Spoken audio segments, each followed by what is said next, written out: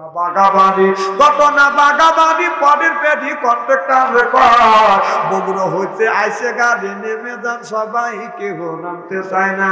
এটা একটা কবিতা হতে পারে আর একটা কবিতা হতে পারে কয় জামাই আর কোনোদিন আম্মা বলবে না রে। তে জামাই আম্মা বলবে না তা তোর কি?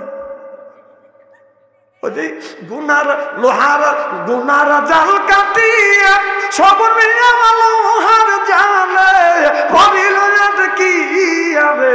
এইটাই শুনে বাধা বুড়া মানুষেরা কান্দে।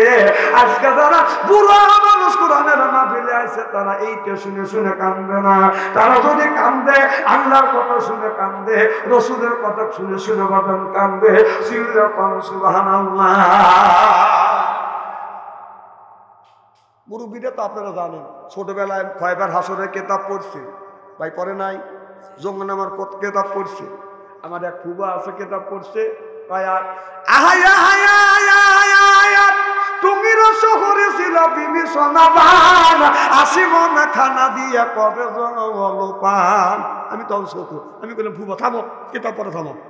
একটা লোক যদি 80 মন খানা দিয়ে যদি সকালবেলা জলপান করে, দুপুর বেলা কয় মন লাগে? তার মুরব্বীরে তুই পিচ্ছি মানুষ কি বুঝিস? একদম ওকে শেষ। আবার শুরু করতে লাখে লাখে লোক মারে হাজারো হাজার, তারপরে গুনে দেখি 1,500। আমি বললাম বুবা লাখ লাখ লোক মারা গেল, গোনার পরে 1,500 হলো, ঘটনাটা কি? মুরব্বীর আছে আবার তুই কত খোঁজ, পিচ্ছি ছাড়া খালি পেপার করিস, তুই কি বুঝিস? আবার উনি শুরু করে চলিল লাফে লাফের মতো নদী পার হইয়া গেল। একসময় ছিল না? শুনে মানুষ কাঁদিছে, জান কোথায় যে গোড়াতে সরিয়ে মধ্যে হাতিয়ে চলিল। আমি কোনো শোনেন বন্ধ করেন, গোড়া সরিয়ে মানুষ কেমন করে আমাকে না দেখালে কেতাব পড়বে দেবো না। তুই পিচ্ছি কি বুঝিস? আমার ভাইয়ের আমার এইটা একটা কবিতা হতে পারে, ওইটা একটা কবিতা হতে পারে, কিন্তু আল্লাহর কোরআন বাদল কোন কবিতা হতে পারে না। সিল্লাকুন সুবহানাল্লাহ। এই কবিরা বললেন 50,000 টাকা বেতন, ওই মেয়েটার সাথে সম্পর্ক হয়।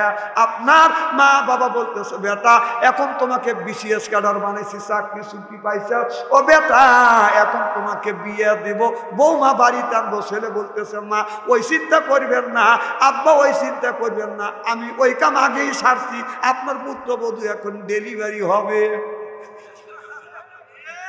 বাপ কপালে হাত করে সর্বনাশ রে, বেটা না ঠেতা এই কাম করলো কেটা রে, আমার ভালো ছেলে নষ্ট করে বলেন। আমার ভাইয়ের আমার এবার 1 বছর বাদ মিয়ার বাবা তখন রিং দিছে, হ্যালো কে?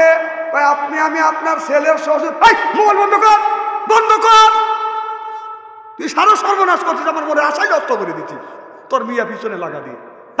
তুই তোর মিয়া দিবি, আমার সাথে যোগাযোগ করে দে। ও জানে যে BCS ক্যাডার হলেই তো কাম হওয়া যাবে, পিছনে লাগা দিছে, লেগে যাওয়া অফিস।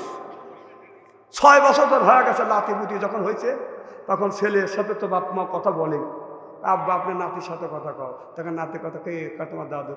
দাদু দাদু দাদু, দাদুর আত্মা একবারে পাগল হয়ে গেছে। সুবহানাল্লাহ, এটা জোরে কর। দাদা আর দাদি নাতি আর নাতনির কাছে একেবারেই দুর্বল। সুবহানাল্লাহ কয় না রে? আমার একটা নাতি আছে, কালকে গেছিলাম জয়পুরহাট, আমাকে মোবাইল, ও দাদু খাইছে তবা করতে, তবা। ওর সাথে কথা না বলে আমার ভালোই লাগে না। আজকে আসবো, ও দাদু আমি তবায় দেবো, ব্যাগ নিয়ে আগে আগে চলে আসে। ও দাদি ঠেকাই উমের পায় না, এই তুমি করে দেখো তবা করবো। তো তবা করে কি করবে? আল্লাহু আল্লাহু করবো, আল্লাহ টেকা আনবো, টেকা আসার সময় সুমা না দিলে আমি আসতে পারি না। দাদা দাদি নানা নানি নাতির কাছে একেবারেই দুর্বল। যখন বলছে দাদু আতো আতো, কাও ভাই আমি আত্মীতি। আমার দাদি কো, এই যে তোমার দাদির সাথে কথা কও, ও দাদি দাদাও পাগল দাদিও পাগল। কবে আসবে? আসতেছি ভাই, ডিসেম্বরের 1 তারিখে আসতেছি। দাও তোমার নানু কাজ দাও। আসসালামু আলাইকুম বিআই সাহেব, কবে আসতে স্যার? আমার রাগ সব মাটি হয়ে গেছে, ডিসেম্বরের 1 তারিখে আসতেছি। বিয়েই চিন্তা করতেছে, 6 বছর পরে বিয়ে আমার সাথে ভালোভাবে কথা বললো, আমার বাড়ি ডিসেম্বরে 1 তারিখে আসবে। বিয়ের বাড়ি আম গাছে আপনার চুন টুন দিয়ে কাঁঠাল গাছের গোড়ার চুন টুন দিয়ে ট্যাপ ল্যাপটিন ম্যাপটিন, তারপরে বাথরুম টাথরুম সব টাইস টুইস করে আপনার বাথরুমে আবার ফ্যানও লাগাইছে। বিয়ে আসবে কথা বলতেছে না, জায়গায় জায়গায় হেলিকপ্টার লাগাইছে। হেলিকপ্টার বোঝেন না, অনেক জায়গা আছে হেলিকপ্টার, অনেক জায়গা আছে মেশিন গান ফিট করছে। মানে মোটা মানুষ তো খায়া খায়া পেটে রেল করছে, আর্ধে তো পানি খরচ করে পারে না, খালি পাইপ দিয়ে বসা।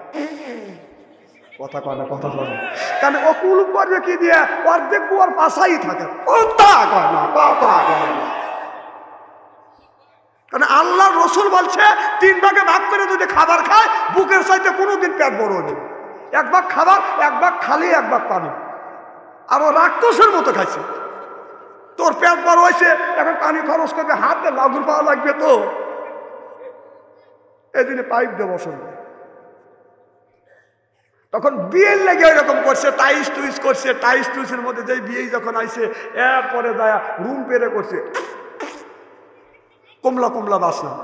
বিয়ে গেছে পোলা কর্মা বিরিয়ানি জর্দা। পল্লিকের লোক তো, যখন বিয়ে মানে বুড়ো মানুষ খাইবে দিছে, খানা পিনা করার পরে একটু পরে পেটের মধ্যে উমুম করে উঠছে। তার করতেছে বিয়ে আমি 2 নম্বরে যাবো। তা বিয়ে চিন্তা করতেছে আমার বাড়ি হলে 1 নম্বরে, আর বিয়ে যাবে 2 নম্বরে। 2 নম্বর 1 নম্বরের থেকে না 20 কিলোমিটার দূরে। ড্রাইভারে কায় তাড়াতাড়ি গাড়ি প্যালেস কর, আমার বিয়ে 2 নম্বরে যাবে। উনি আবার 2 নম্বর বোঝে না, বুঝছে? যারা মাদ্রাসা লেখাপড়া করছে তাবলিগ জামাতে গেছে, আর যারা আপনার ভালো পীরের কাছে মুড়ি ধুছে, তারা 1 নম্বর 2 নম্বর বোঝে। 1 নম্বর হলো কি পোশাক, 2 নম্বর কথা কয় না, কথা কয় না। তো বিয়েই বলতেছে বিয়ে 2 নম্বরে যাবো। তখন বিয়ে ড্রাইভারের কাছে গাড়ি রেডি কর, রেডি কর। 6 বছর পর বিয়ে হয়েছে, ড্রাইভার এসে খালি হুইসেল বেড়ে যেতেছে।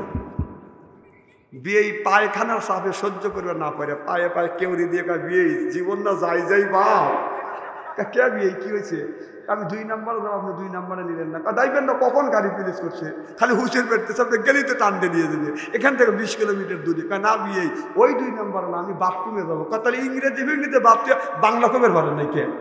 আসেন আসেন আসেন।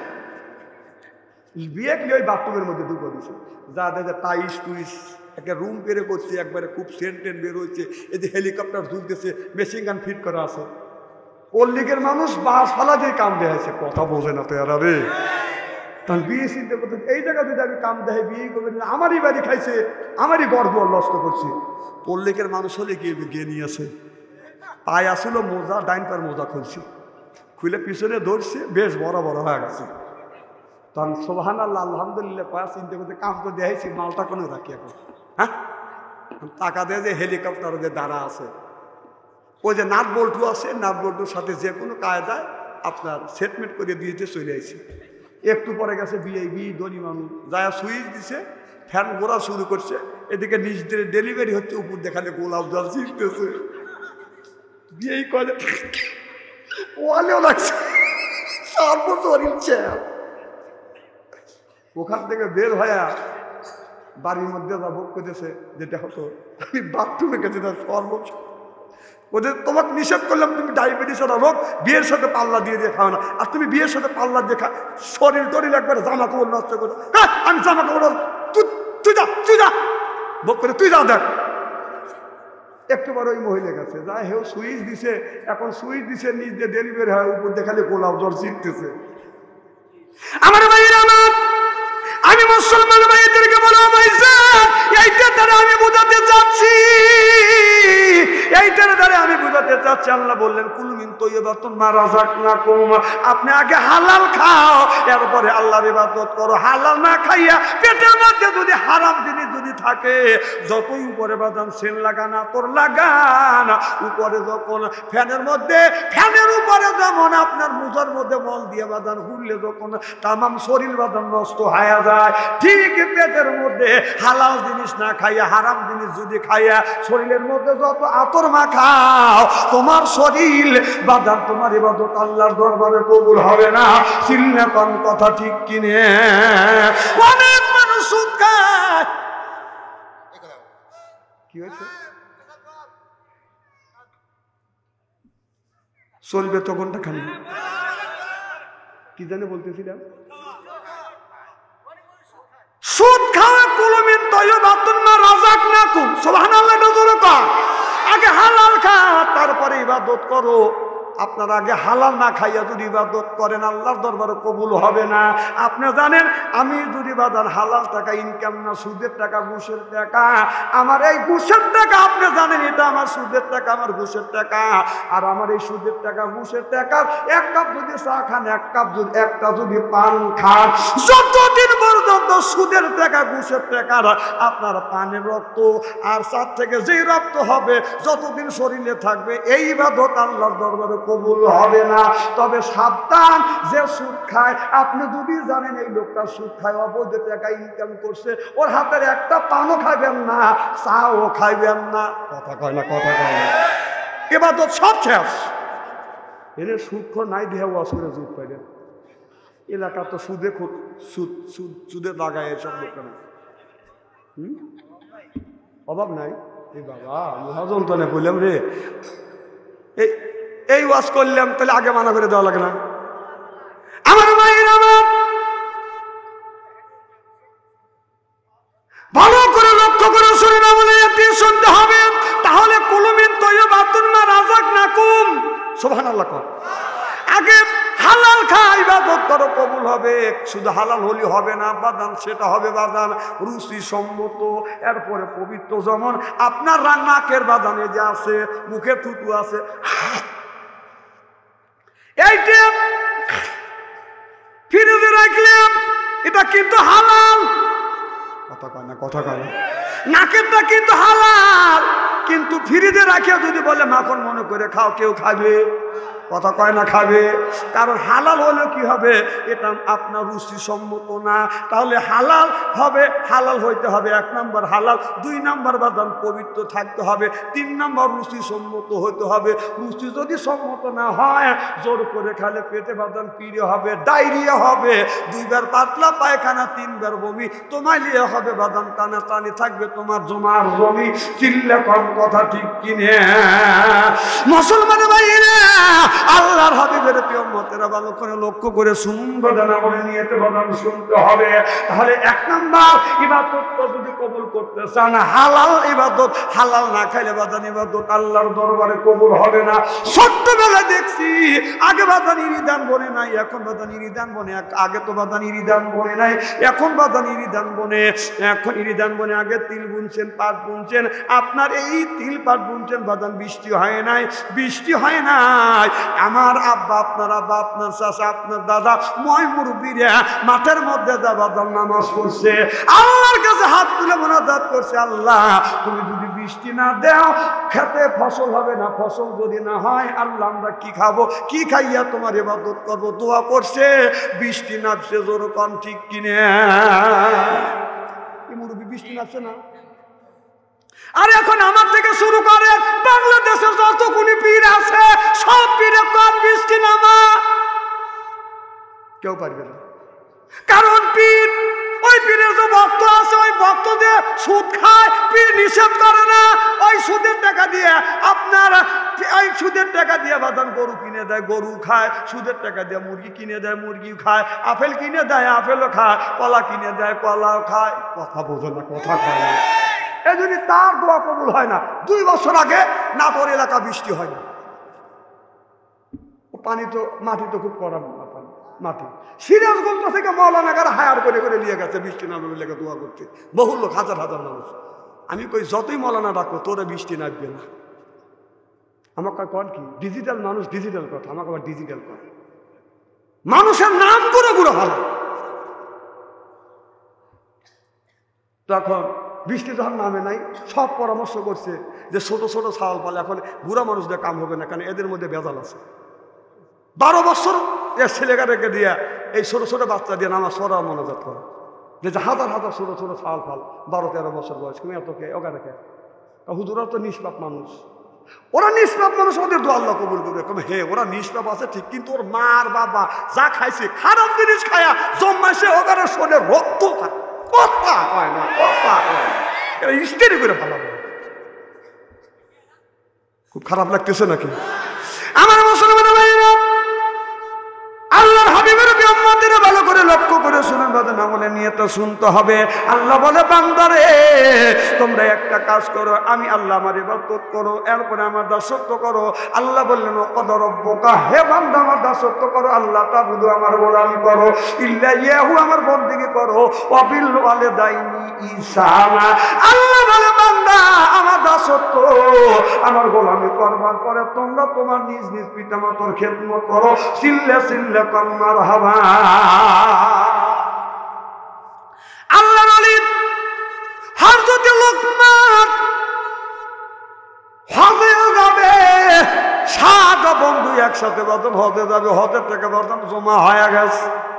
হঠাৎ করিয়া লোকমানের মা হজে যাওয়ার 2 মাস পূর্বে মা অসুস্থ হইলেন। লোকমানকে ডাকতে বলে বেটা লোক, মা তুমি হজে যাও না, তুমি যদি হজে যাও বেটা আমি তোমার মাকে আমার খেদমত করবে।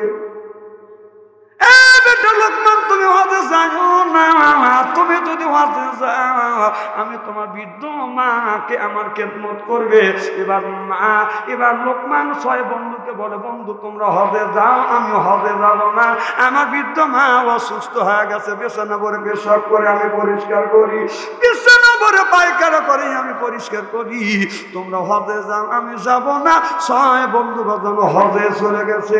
লোকমানের মা অসুস্থ হয়ে গেছে, আগে লোকমানের মাকে গোসল করায়, এরপরে লোকমান গোসল করে নিজেই রান্না বাড়া করে, এরপরে মাকে খাওয়ায়, তারপরে লোকমান বাজান খাবার খায়, ঘরে থাকে যদি বাবা করো বাবার সেবা, ঘরে থাকে যদি বাবা করো বাবার সেবা, অমূল্য ধন পরশমণি হারালে না পাবি, বাবা জান্নাতের চাবি। কথা বলছে দয়াল নবী, জোরকন মারহাবা। আমার ভাইরা আমার 6 বন্ধু হজে গেছে, লোকমান হজে যায় না। আমায় 6 বন্ধু খানায় কাবা তপ করে, লক্ষ্য করে দেখো লোকমান 6 বন্ধুর আগে আগে বাদন খানায় কাবা তপ করতেছে। কথা বুঝতেছেন না? এবার 6 বন্ধু বলে চলো যাই, লোকমানকে ধর্ম আমরা অপমান করব, আমাদের সাথে কেন লোকমান হজে আসলো না? একা একা করে লোকমান একা একা হজে আসলো। 6 বন্ধু ধরতে যায়, ধরতে পারে না, লোকমান হাওয়া হয়ে যায়, বাদান গায়েব হয়ে যায়। সুবহানাল্লাহ বললেন না? নবীর রওজায় যায়, মদিনায় যায়, রাসূলের রওজা জিয়ারত করবে। 6 বন্ধু লক্ষ্য করে দেখে লোকমান 6 বন্ধুর আগে আগে আমার বিশ্ব নবীর রওজা জিয়ারত করে আগে আগে চলে আসছে। সুবহানাল্লাহ কন্যাটা। এবার 6 বন্ধু একসাথে বাদান আপনার কি করছে? আপনার এই লোকমান হজে যায় নাই, মায়ের খেদমত করতেছে। লোকমান ঈশা নামাজ পড়ছে, মাকে খানা পিনা করবার পরে মা যখন ঘুমিয়ে পড়ছে, লোকমান তাহাজ্জুদ নামাজ পড়ি আল্লাহর কাছে কান্দে, আল্লাহ আমার মা অসুস্থতার কারণে আমি লোকমান হজে যাইতে পারলাম না, আল্লাহ ও মাওলা আমি মক্কা মদিনায় যাইতে পারলাম না। আল্লাহর কাছে বলে আল্লাহ আমার বেটা লোকমান আফসোস করে আমার কারণে আমার বেটা হজে যাইতে পারে না, আল্লাহ তুমি কি পারো না আমার বেটা লোকমানের সাথে বিশ্ব নবীর সাথে দিদার করাইতে? কম সুবহানাল্লাহ। আল্লাহর পরে নবীহি আমার, নবীর পরে বাবা, আল্লাহর পরে নবীহি আমার, নবীর পরে বাবা, মায়ের উপর ফরজ হলো করতে বাবা সেবা রে ভাই, করতে বাবা সেবা, মা বাবা সেবা করা সন্তানের ওই ফল। দুঃখ দিয়া মক্কায় গেলে হবে না তোর হজ রে ভাই, হবে না তোর হজ। তুই যাবি যদি হজে খুশি রাখো কাজে, তুই যাবি যদি হজে খুশি রাখো কাজে, হজ হবে তোর খুব সহজে, করলে তার বাইর হবি বাবা জান্নাতেরও চাবি। কথা বলছে দয়াল নবী, জোরকন সুবহানাল্লাহ। আমার ভাইরা আমার 6 বন্ধু হজ করিয়া বাড়িতে আসিয়া 6 জন একসাথে গেছে লোকমানের সাথে সাক্ষাৎ করবার জন্য। যা ডাক বলে লোকমান রে তুমি হজে যাবে না, সব টাকা তুমি উদ্দু করে আনলে, আর কেন আমাদের রাখিয়া তুমি একা একা হজে গেলা? লোকমান বলে বন্ধুরে আল্লাহর কসম করে বলতেছি আমি হজে যাই না, কারণ আমার বৃদ্ধ মা আমার মা অসুস্থ হয়ে গেছে, অসুস্থ মাকে রেখে আমি কেমন করে হজে যাব? আমার মা বিছানা পরে পেশাব করে, আমি পরিষ্কার করি। আমার মা বিছানা পরে পায়খানা করে, আমি পরিষ্কার করি। হাত দিয়ে আমার মা খাবার খাইতে পারে না, আমি রান্না করি, আমার মায়ের মুখে খাবারগুলি তুলে তুলে দেই। আমি হজে যাই নাই। ছয় বন্ধু বলে, বন্ধু রে মিথ্যা কথা তুমি বইনো না। আমরা 6 মানুষ, 6 জন বন্ধু 12টা চোখ দিয়ে দেখছি। আমাদের আগে আগে খানায় খাবার তুমি তপ করছো, এত বড় মিথ্যা কথা বলো কেন? তুমি হাজি মানুষ। লোকমান চোখের পানি ধরে রাখতে পারে না। বন্ধু রে বিশ্বাস যদি না হয় আমার অসুস্থ মাকে তুমি জিজ্ঞেস করো। এক বন্ধু অসুস্থ মাকে যা জিজ্ঞেস করো, মা তোমার বেটা লোকমান কি হজে গেছে? মা চোখের পানি ধরে রাখতে পারে না। মা বলে, বেটা রে আমি মা অসুস্থতার কারণে আমার বেটা লোকমান হজে যায় নাই।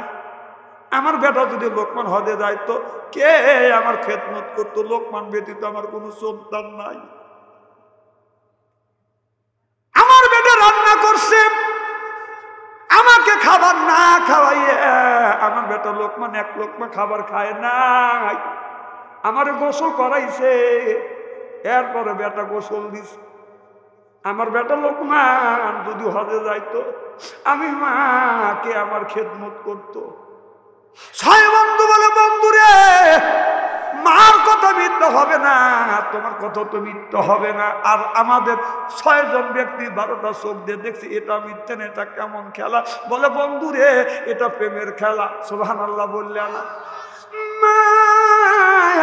লোকমান নিজে হাতে খাবার রান্না করিয়া মার মুখে যখন তুলে দেয়, মা লোকমানের মুখের দিকে তাকাইয়া মা চোখের পানি ফেলে দিয়ে কান্দে।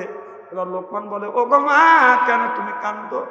মা বলে, বেটা আমি যখন সত্য ছিলাম রে বেটা, এ বেটা তুমি যখন সত্য ছিলে আমি তোমার মা খাবারগুলি তুলে তুলে তোমার মুখে তুলে তুলে দিয়ে খাওয়াইছি। বেটা এখন আমি তোমার মা বৃদ্ধ হয়ে গেছি, আর আমি হাত দিয়ে খাবার খাইতে পারি না। এ বেটা তুমি আমার মুখে খাবারগুলি তুলে তুলে দিয়ে খাওয়াচ্ছ, যখন তুমি দুধ খেয়েছো দাঁত ছিল না মুখে, নিজে না খাইয়া আমি খাওয়াইছি তোমারে। বেটা খাওয়াইছি তোমারে, বুঝতে পিছতে মায়ে তোমায় করলো তোমায় বড়। বড় হয়ে তুমি যদি ওই মায়ের ছাড়ো রে ভাই, ওই বাবারে ছাড়ো, আল্লাহ তো ছাড়বেন না তোমায়। রোজ হাসরের দিন সব করিয়া দিতে হবে মায়ের যত ঋণ রে ভাই, বাবার যত ঋণ। ও যে বাবাই না করিলে ক্ষমা, আল্লাহ তো করবেন না ক্ষমা, নবী তো করবেন না ক্ষমা। রোজ হাসরের দিন শোধ করিয়া দিতে হবে মায়ের দুধের ঋণ রে ভাই, বাবার যত ঋণ। যার মানায় সে মায়ের ব্যথা বোঝে, বাবা যার মারা গেছে বাদান সেই বাবার বোঝা বোঝ। ও বাবা ওই মা অন্ধকার কবরের মধ্যে বাদান 5টা কাপড় নিয়ে, বাবা 3টা কাপড় নিয়ে বাদান কবরের মধ্যে বাদান ঘুমিয়ে আছে। যার মা মারা গেছে সেই বাদান মার ব্যথা বোঝে, বাবা মারা গেছে সেই ব্যক্তি বাদান বাবার ব্যথা বোঝে। আপনার মা আর কোনদিন আসবে না, বাবা আর কোনদিন বাদান আসবে না, তোমাদের বলবে না বেটা আমারে খাবার দেয়া। এ বাদান বাবা কষ্ট করে মানুষ করছে, না খাওয়া থাকছে, জমি ঠিক আছে বিক্রি করে নাই। বাস্তব ঘটনা, আমি এই বছর মাঠে গেছি, যা দেখি আমার বাবার খেতে গেছি, যেই খেতে বাবা চাষবাস করে বাদান খাইছে, ওই খেতে আমি গেছি, আমার বাবার কথা মনে পড়ে গেছে। আমার ছেলে বলল, বাবা আপনার এইটা দাদার জমি। আমি বললাম, হ্যাঁ দাদার জমি। আর আমি চোখের পানি ধরে রাখতে পারলাম না, আমি কাঁদতে লাগলাম। আমার ছেলে বলে, আব্বা কেন কান্দেন? আমি বললাম, বেটারে এই খেতে তোমার দাদা অর্থাৎ আমার বাবা চাষবাস করে খাইছে, কিন্তু এখন বাবা না ভাই, বাবার জমি আছে, এখন আমি চাষবাস করে খাই বেটা। আর বাবা চলে গেছে, আর বাবা কোনোদিন বাজান আসবে না। কেমন লোক দিয়া ঘুমায়া রইস আম্মা, অন্ধকার কম রে, শীতে দিন ঠান্ডা মাটিতে আমার রইছো কেমনে তুমি ঘুমাইয়ালে পনাইবা আলিস নাই গুয়াবা ঠান্ডা মাটির রইছো ঘুমাইয়া ঈদে রদিন নামাজের মাঠে আবা আপনার দেখায় আমি পাইলাম মা। কোন ব্যক্তি যদি মা বাবার জন্য যদি দোয়া করে বাদান দান খয়রাত করে এই দানের দৌলতে আল্লাহ মা বাবার কবরে করে জাত মাফ করে দেখুন সুবহানাল্লাহ। আমি জানি না কার জন্য মা নাই বাবা নাই, মা অন্ধকার কবরে বাবা অন্ধকার কবরে, ওই মার জন্য যদি দান খয়রাত করেন দোয়া করেন এই দোয়ার দৌলতে মা বাবার কবরে করা জাত মাফ হয়ে যায়। রুহানি হালাতে দোয়া করে এই দোয়া আল্লাহর দরবার কবুল হয়। আমি এই জায়গা আমি একজন ব্যক্তির কাছে বাদান 5টা আমার মায়ের আমার দেশের অবস্থা বেশি ভালো না, তবে আপনাদের ভিতরে আপনাদের সুন্দর পরিবেশন দেখে আমার মন বলতেছে ইমান এখানে আছে। হাতে সারা করে বলছে ইমান এখানে আছে, সামনে বসে রয়েছে ইমান, ইমান করতেছে সাক্ষী। আমি ইমান আলী আইছি এই কথা হুজুর কেমন করে জানলো? হ্যাঁ, ও আমি কোরআনের মাহফিলে আসবো না, বিবি পাম্পট্টিতে পাঠা দিল, এখন হুজুর কাই ইমান এখানে আছে। আমি ইমান এখানে আছে এই খবর যদি হুজুর জানে, হুজুর আরো কুমার ফাঁস করে ইমান যাত্রাও দেখে, যা এখানে আমি থাকবোই না। ইমান উঁচু হয়েছে চলে যাবে, উঁচু হয়েছে চলে যাবে, যাই যাই বাপ। এক পর্যায়ে মৌলানা সাহেব ওয়াজ করতেছে। আমার ভাইয়ের আমার দেশের অবস্থা বেশি ভালো না, তবে আমাদের ভিতরে যে ইমান আছে ইমানটা কিন্তু এখন যাই যাই বাপ। ইমানটা সাক্ষী আমি যাই যাই বাপ, এই খবর হুজুর কেমন করে জানলো? আমি যাই যাই বাপ এই খবর যদি হুজুর জানে, হুজুর আরো গুমার ফাঁস করবে। ইমান মানুষের আগে ওঠে না, যা থাকবই না। এই বলিয়া হামা গরু দিয়া বাম পাশ দিয়া 50-60 চলে গেছে, যা গাড় ঘুরে দেখতেছে হুজুর কিছু কয় না। এক পর্যায়ে মৌলানা সাহেব ওয়াজ করতেছে। আমার ভাইয়ের আমার দেশের অবস্থা বেশি ভালো না, আমাদের ভিতরে যে ইমান আছে ইমানটাকে শক্ত করে মজবুত করে সব মানুষ মিলে আর ধরো। ইমান কয় সারছে, এতগুলি মানুষ একজন করে যদি থাপা দেয় আমার জানি তো বাঁচবে না। বাম পাশ দিয়ে উঠে দৌড়েছি, হুজুর বলতেছে বাবা কে দৌড়েছে? পাবলিক কয় ইমান দৌড়েছে।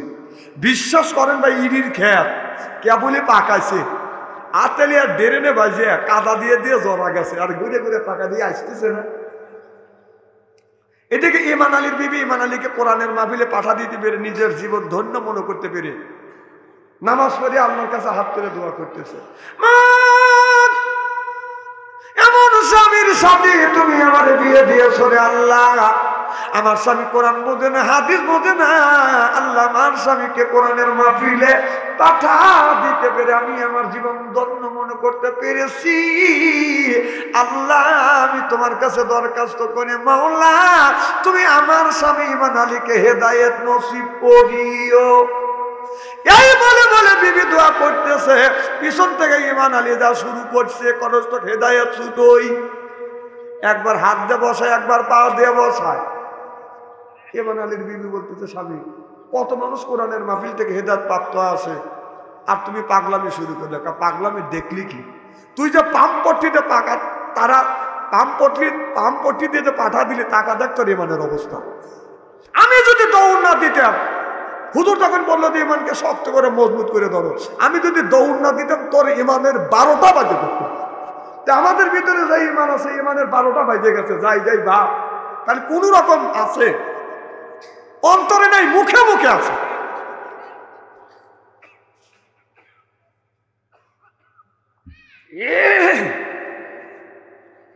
আমার মুসলমান ভাইরা, আল্লাহর হাবিবের উম্মতেরা, আল্লাহ বলেছে ইযা কুরিয়াল কুরআনু ফাসতামিউ লাহু ওয়ানসিতু লাআল্লাকুম তুরহামুন।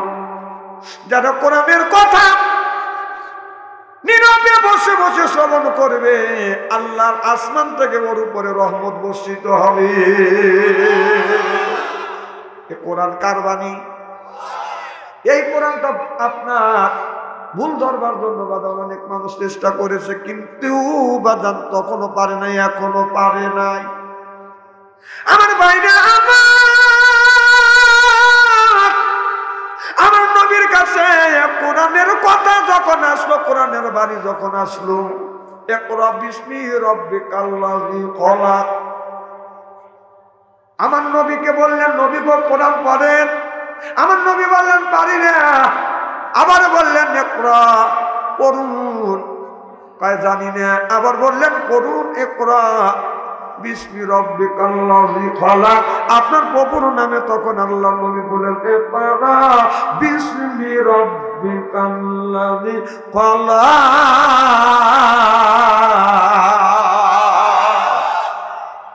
আমার নবী ছাত্র আর আমার আল্লাহ হলো শিক্ষক। স্কুল খুলেছে রে আল্লাহ, স্কুল খুলে আছে। ওই স্কুলে আমার নবী ছাত্র সাজাছে। ওই স্কুলের এমনি দ্বারা কোরআন শরীফ লেখা পড়া, নিজেই আলো শিক্ষক হইয়া কোরআন শিখাইছে। সুবহানাল্লাহ। এই জন্য দেশকে আমাদের দেশে বলে স্কুল খুলেছে রে বাবা, স্কুল খুলে আছে। গাউসুল আজম মাঝবান্ডারি স্কুল খুলে আছে। আমার বাবার এমনি দাদা সিনাই সিনাই গুতা মারা, যেরকম ঠিক কিনে এইরকম তাৎপর্য সোনার বাংলার জমিনে হচ্ছে। কোরআন এমন একটা গ্রন্থ, এমন একটা বাণী, যদি একজন মানুষ যদি কোরআন যদি না বুঝে পড়ে, বাদাম প্রত্যেকটা অক্ষরে বাদাম 10-10টা করে নেকি দিবে। বুঝে যদি পড়ে বাদান আপনার আল্লাহ 70টা করে নেকি দিবে। আর আবে বড় কণ্ঠ, হৃদয়ে বড় মন নিয়ে পড়লে আল্লাহ 1 দিবে না, 70 দিবে না, আল্লাহ অগণিত নেকি দিয়ে দিবে।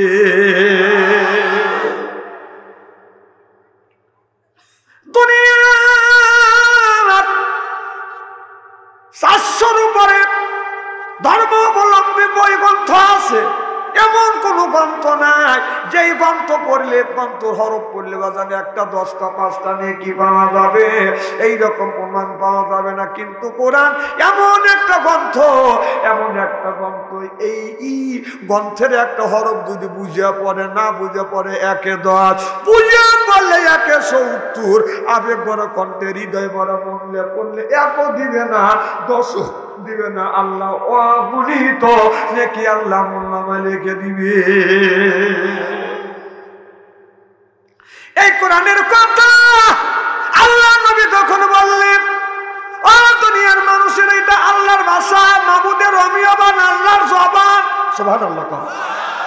আরবের বড় বড় কবিরা বলতেছে, আব্দুল্লাহ কোলা মুহাম্মদ, তুমি যে আরবি ইবাদত করে দাবি করছো আল্লাহর ভাষা, আল্লাহর কোরআন, আমরা আরবের বড় বড় কবিরা ইচ্ছা করলে আরবি দিয়ে কবিতা লিখতে পারি। কথা বুঝতেছেন না? আমার নবী আল্লাহর কাছে দরখাস্ত করলে, মাওলা তুমি যেই গ্রন্থ, যে কোরআনটা পাঠাইছো, এইটা কি তারা কেউ বানাইতে পারবে? আল্লাহ জিব্রাইল মারফতে জানিয়ে দিলে, মুহাম্মদ হাই গিবনা গুপ্তা তানা গুপ্তা জিব্রাইল, জিব্রাইল হাই গিবনা গুপ্তা তানা গুপ্তা রব্বুল জালিম সিল্লাকান মারহাবা। আমার আল্লাহ জানিয়ে দিলেন, বন্ধুরে তামাম মক্কা নগর নয়, তামাম পৃথিবীর আপনার মানুষদেরকে ডেকে ডেকে চ্যালেঞ্জ করুন, আমার একটা হরফের মতো হরফ, আয়াতের মতো আয়াত, কোরআনের মতো কোরআন, একটা অক্ষরের মতো অক্ষর পারলে তারা বানিয়ে দেখ। বন্ধুরে আপনিও দেখেন, আমিও দেখি। আমার নবী আল্লাহর কাছে এই কথা শুনিয়া অমনি আল্লাহর নবী আপনার মক্কার কাফের বেঈমানদেরকে বললেন, ও মক্কার কাফের বেঈমানেরা, আমি আল্লাহর নাযিলকৃত কোরআনের পক্ষ থেকে বলছি, তোমরা একটা সূরার মতো সূরা, একটা আয়াতের মতো আয়াত পারলে তোমরা বানিয়ে দাও। আরবের বড় বড় কবিরা বললেন, মুহাম্মদ সাল্লাল্লাহু আলাইহি সাল্লাম, ইয়া আব্দুল্লাহর গোলাম মুহাম্মদ, তুমি একটা টুকরা দাও। কেমনে বানাবে? একটা টুকরা দাও, আমরা রিসার্চ করব, গবেষণা করব। আল্লাহর নবী আল্লাহর পরামর্শ অবলম্বন করলে, আল্লাহ মক্কার কাফেরেরা একটা টুকরা চায়, কোন টুকরাটা দিব আমি? আল্লাহ বলেন, বন্ধুরে আমি কোরআন কোরআন শরীফের মধ্যে সুন্দর সুন্দর আয়াত নাযিল করছি, তার ভিতরে ছোট্ট একটা সূরা নাযিল করছি, সূরার নাম হলো সূরাতুল কাউসার। এই আয়াতটা আপনি কাফেরদের সামনে সেট করেন, পারলে আমার কোরআনের মতো কোরআন, আয়াতের মতো আয়াত, সূরার মতো সূরা পারলে তারা যেন বানিয়ে দেয়। সিল্লাকুম সুবহানাল্লাহ, করুন বিসমিল্লাহির রাহমানির রাহিম। ইন্না আতাইনাকাল কাউসার। এতটুকু বন্ধুরা, ইন্না আতাইনাকাল কাউসার, এইটুকু কাফেরদের সামনে সেট করো। এরা যদি পারে সুন্দর করে আরবি ভারতের মতো আরবি বানিয়ে দিক। কাফেরেরা রিসার্চ করতে লাগলেন, গবেষণা করতে লাগলেন। আগা দিয়ে মিলাইলে বাদাম পিছন দিকে বাঁকা হয়ে যায়, পিছন দিয়ে মিলাইলে আগা দিয়ে বাঁকা হয়ে যায়, আগা করার দিক করতে গিয়ে বাদাম মাঝখান দিয়ে বাঁকা হয়ে যায়। আরবের বড় বড় কবিরা বলতেছে, জীবনে বহুত আরবি দিয়ে কবিতা লেখছি, কিন্তু এইরকম আরবি ইবারত তো কোনোদিন পাই নাই। তারা বললেন, নিঃসন্দেহে এটা আল্লাহর ভাষা, আল্লাহর জবান, মাবুদ রবিও বান। সিল্লাকুম সুবহানাল্লাহ। কবিরা লিখলেন, ইন্না আতাইনাকাল কাউসার লাইসা হাযা কালামুল বাশার। কবিরা বললেন, এটা আল্লাহর ভাষা, আল্লাহর জবান, মাবুদ রবিও বান। সুবহানাল্লাহ করেন। এটা কবিতার কবিতা হইতে পারে, আল্লাহর কোরআন বাদল কবিতা হইতে পারে না। আমাদের দেশে কিছুদিন আগে বলছে, কয় কবিতা ছিল, কয় ঘটনা বাগাবাড়ি, ঘটনা বাগাবাড়ি, পরের পেটি কন্ট্রাক্টর রেকর্ড, বগুড়া হইতে আইসে গাড়ি, নেমে যান সবাই, কেউ নামতে চায় না। এটা একটা কবিতা হতে পারে, আর একটা কবিতা হতে পারে, কয় জামাই আর কোনোদিন আম্মা বলবে না রে। তে জামাই আম্মা বলবে না, তা তোর কি? গুনার লোহার গুনার জাল কাটিয়ে সবর মিয়া লোহার জালে পড়িল কি হবে। এইটাই শুনে বাদা বুড়া মানুষেরা কান্দে। আজকে যারা বুড়া মানুষ কোরআনের মাহফিলে আছে, তারা এইটা শুনে শুনে কান্দে না। তারা যদি কান্দে, আল্লাহর কথা শুনে কান্দে, রসুলের কথা শুনে শুনে বাদান কান্দে। সিল্লাকুম সুবহানাল্লাহ। মুরব্বীরা তো আপনারা জানেন, ছোটবেলায় কয়বার হাসরের কেতাব পড়ছে? ভাই পড়ে নাই? জঙ্গনামার কেতাব পড়ছে। আমার এক ফুবা আছে, কেতাব পড়ছে। তুমি শহরে ছিল বিভীষণবান, 80 মন খানা দিয়ে কবে জলপান। আমি তখন ছোট, আমি বললাম, ফুবা থামো, কেতাব পড়ে থামো। একটা লোক যদি 80 মন খানা দিয়ে যদি সকালবেলা জলপান করে, দুপুরবেলা কয় মন লাগে? তার মুরব্বীরে তুই পিচ্ছি মানুষ, কি বুঝিস? একদম ওকে শেষ। আবার শুরু করতে, লাখে লাখে লোক মারে, হাজারো হাজার, তারপরে গুনে দেখি 1,500। আমি বললাম, বুবা লাখ লাখ লোক মারা গেল, গোনার পরে 1,500 হলো, ঘটনাটা কি? মুরব্বীর আছে, আবার তুই কত খোঁজ, পিচ্ছি ছাড়া খালি পেট বার করিস, তুই কি বুঝিস? আবার উনি শুরু করে, হাতিয়া চলিল, লাফে লাফে মত নদী পার হইয়া গেল। একসময় ছিল না? শুনে মানুষ কাঁদিছে, জান কোথায় যে গোড়াতে সরিয়ে মধ্যে হাতিয়ে চলিল। আমি কোনো শোনেন, বন্ধ করেন। গোড়া সরিয়ে মানুষ কেমন করে আমাকে না দেখালে কেতাব পড়বে দেবো না। তুই পিচ্ছি কি বুঝিস? আমার ভাইয়ের আমার, এইটা একটা কবিতা হতে পারে, ওইটা একটা কবিতা হতে পারে, কিন্তু আল্লাহর কোরআন বানান কোন কবিতা হতে পারে না। সিল্লাকুম সুবহানাল্লাহ। এই কবিরা বললেন, ইন্না আতাইনাকাল কাউসার লাইসা হাযা কালামুল বাশার। এটা আমার রবের কালাম, এইটা হলো আমার রবের কালাম। সিল্লাকুম সুবহানাল্লাহ। আল্লাহুম্মা সাল্লি সাহাবীদের করতে ওয়ালা আলে সাইয়্যিদিনা। কেউ বা নবী পাগল বলে, কেউ বা বলে আল্লাহর কোরআন সাক্ষী দেয় সে জামানা পয়গম্বর আল্লাহুম্মা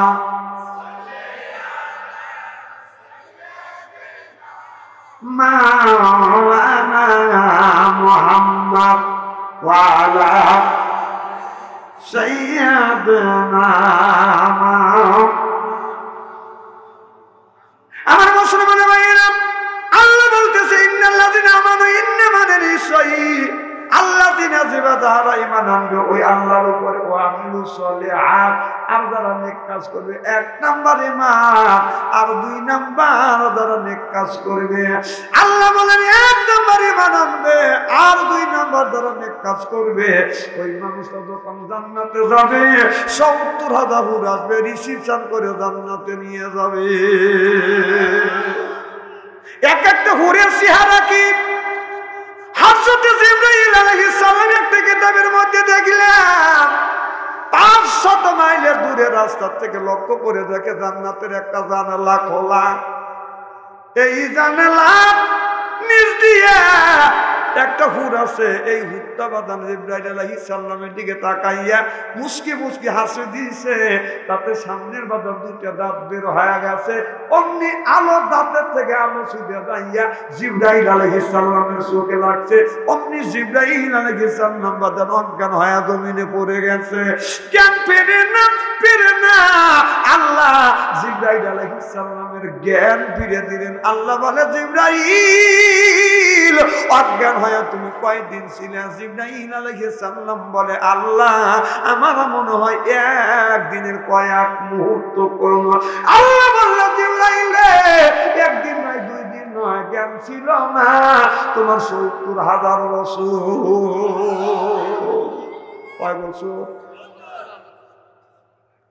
এবার জিবরাইল আলাইহিস সালাম বলে আল্লাহ এই হুর এত সুন্দর চেহারা জীবনে যদি কোনোদিন ভুল করে জিবরাইল আলাইহিস সালাম যদি আপনার পানিতে থুতু ফেলতো তাম পৃথিবীর পানিতে দুধের মতো সাদা হয়ে যাইতো ভুল করিয়া ওই হুরটা যদি জমিনে কোন জমিনের উপরে বাদান এই জমিনের উপরে যদি থুতু ফেলতো তাম পৃথিবীর মাটিতে আতরের মতন গ্রাম হয়ে যাইতো আর আমাদের যে ঘরে ঘরে একটা হুর আছে এই হুরের বালিশেই নাক রাখা যায় না তাহলে এটাও হুর ওটাও হুর হুরের কথা বোঝে না তো কথা বোঝে না আমাদের হুরের বালিশে যদি শোয়া যায় 10 দিন পরে দেখা যায় ল্যাবরা দিয়ে একবার বালিশ কুটকুটো তাহলে ওইটাও হুর ওটাও হুর ওই হুরের মুখ দিয়া বাদান আতরের মতন বাদান গ্রান বাড়ায় কম মনে করেন না দুধ থুতু ফেলতো পৃথিবীর পানিতে আতরের মতন গ্রান হয় মাটিতে আপনার আতরের মতন গ্রান হয়ে যায় তো পানিতে ফেললে দুধের মতো সাদা হইতো আর আমাদের যে হুর আছে দুধ পানির মধ্যে থুতু দেয় পানি দিলে এই পানি কেউ খাইবে জোর কন যারা কথা বললো না মনে হয় তারা খাবে কি কম খাবে বাড়ি যায় নে তোমার লাগে এত কিছু করি আর আমারই পানি তুমি খাবে না আপনার এটা না খালে আপনার কিছু করার নাই কিন্তু বর এটা যদি না খান বক্সেন দিয়ে দাঁত ভেঙে ফেলেন এটা কয়েকদিন আগে আমাদের এলাকার একটা লোক বৌমাদের গেছে বউ করছে কি স্বামী ধরে বক্সেন মারছে সামনের 3 দাঁত ভেঙে গেছে আগে দেখছি বউ মারছে পুরুষ এখন মহিলারা আগে পুরুষ বাইরে করে পাইরে ফেলেছে এখন মহিলারা বাইরে বক্সেন দিয়ে দাঁত ভাঙতেছে সাবধান বউ মারবে না যাই করে দাঁত সাবধান খুব খারাপ লাগতেছে যে কোনটাখানে আলোচনা করি শোনার জন্য রাজি আছেন তো আখিরি মোনাজাত না করে যাওয়ার মন মানসিকতা আছে তো যে কার কার আছে ওই দেখেন আখিরি মোনাজাত না করে দেবে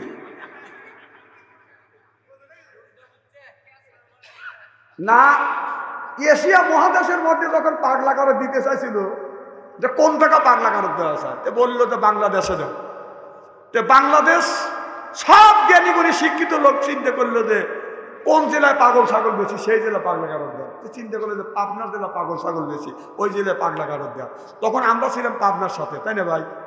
আমাদের সিরাজগঞ্জের জ্ঞানী গুণী শিক্ষিত লোক চিন্তা করলো যে সমস্ত পাগল ছাগল হলো পাবনা, আমরা কেন ওদের সাথে থাকবো?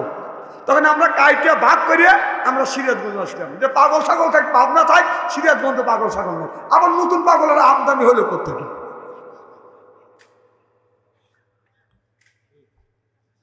খুব খারাপ লাগতেছে নাকি? আচ্ছা, কি জন্য বলতেছিলাম না? আজকের ওয়াজ বাড়ির তো যাবে তো ইনশাল্লাহ। আমার ভাইয়ের আমার হুরের কথা বলতেছিলাম, তাহলে ওটা হুর, আমাদের ঘরেও একটা হুর আছে। ওই হুর যখন সামনে আসবে, আপনার গায়ের উপর যখন হাত বুলাবে, গাছ যখন ঘুরাইয়া হুরের দিকে যখন তাকাইবে, এক নজরে ছায়া থাকবে, ৭০,০০০ বছর চলে যাবে, চোখের পলক ফেলবে না। আর আমাদের যে হুর আছে, শর্ট কামিজ লাগাইয়া, ঠোঁটে লিপস্টিক লাগাইয়া, চোখে আইবুড় মা খাইয়া রাস্তা দিয়ে যায়, আর